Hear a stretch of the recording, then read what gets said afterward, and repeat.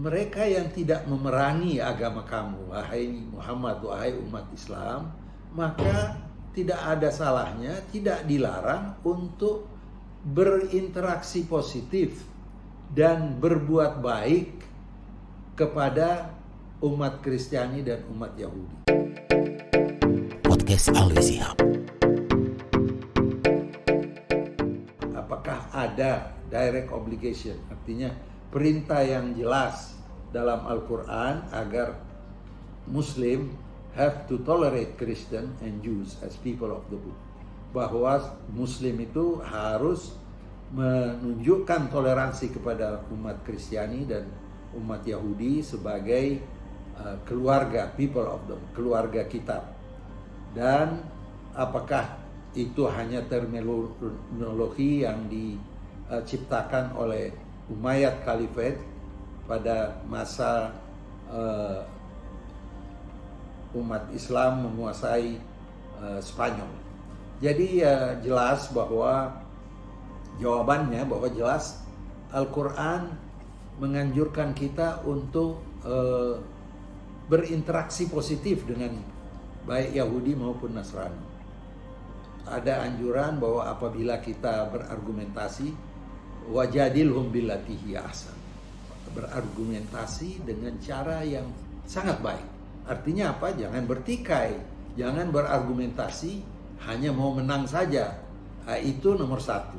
Yang kedua, juga mengajarkan kita, dan ini juga di dalam Al-Quran, bahwa mereka yang tidak memerangi agama kamu, wahai Muhammad, wahai umat Islam, maka tidak ada salahnya, tidak dilarang untuk berinteraksi positif dan berbuat baik kepada umat Kristiani dan umat Yahudi. La yanhakumullah 'anil ladzina lam yuqatilukum fid din. Allah tidak melarang bagi kamu untuk tidak melakukan interaksi positif. Bir itu artinya berbuat baik.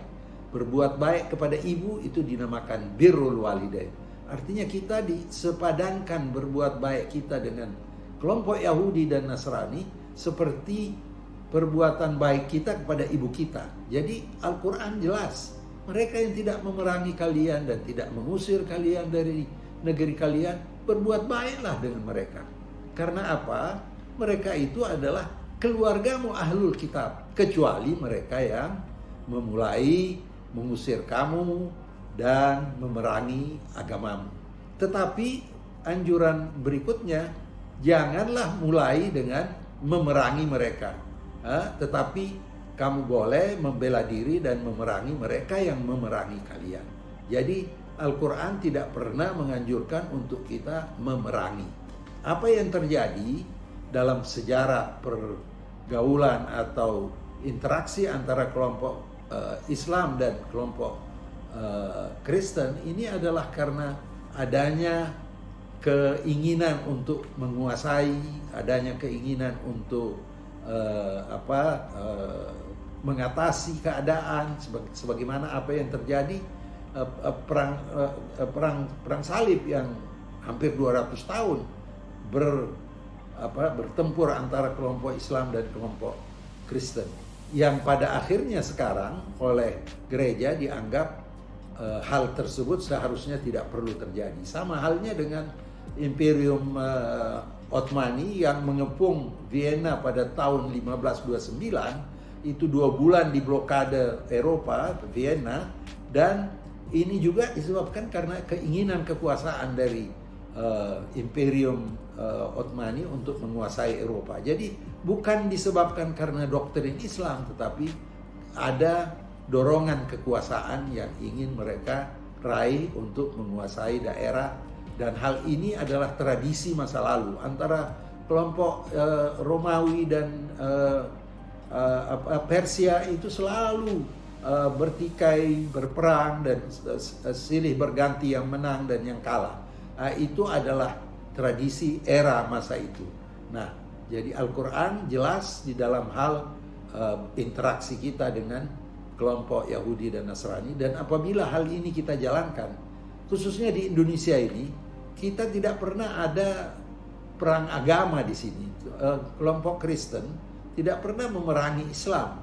Nah, apa yang menjadi sebab kadang-kadang adalah disebabkan karena misi.